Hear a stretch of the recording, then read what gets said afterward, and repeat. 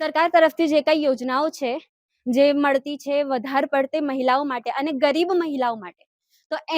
એ સમસ્યા લઈને અમે અહીંયા કલેક્ટર ઓફિસમાં આવ્યા છે અને રજૂઆત કરી છે. જેમ કે મહેંદી ક્લાસ છે, સીવણ ક્લાસ છે, ઘર ઉદ્યોગો છે, એ બધાના માટે જેનાથી ઓરતોને, લેડીઝને ઘરે બેઠા પૈસા મળી શકે, જેના માટે એમને કોઈ સામે હાથ ફેલાવવું ના પડે. તો એ મામલો લઈને અમે અહીંયા કલેક્ટર ઓફિસમાં આવ્યા છે અને એ અમારી રજૂઆત છે. અને કલેક્ટર સાહેબે અમને આશ્વાસન આપ્યું છે કે જલ્દથી જલ્દ અમને પ્રોત્સાહન મળી જશે, જે કઈ સુવિધાઓ છે અમને મળી જશે. આજરોજ ગોધરા શહેરના અલગ અલગ વિસ્તારના પસમાંદા મુસ્લિમ સમાજની બહેનોને લઈને ગોધરા પંચમહાલ જિલ્લાના કલેક્ટર સાહેબને અમે રજૂઆત કરવા આવ્યા હતા રોજગારી બાબતે, કે આઝાદીના આટલા વર્ષો થયા છતાં પણ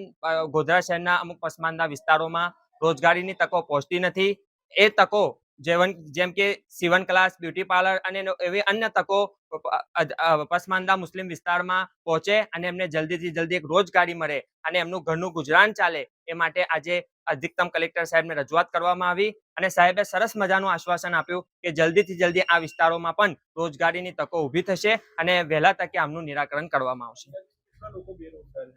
અંદાજિત તો ઘણા લોકો બેરોજગાર છે, પણ અત્યારે અમારા સાથે 100 જેટલા લોકો સાથે આવ્યા છે અને બીજા અન્ય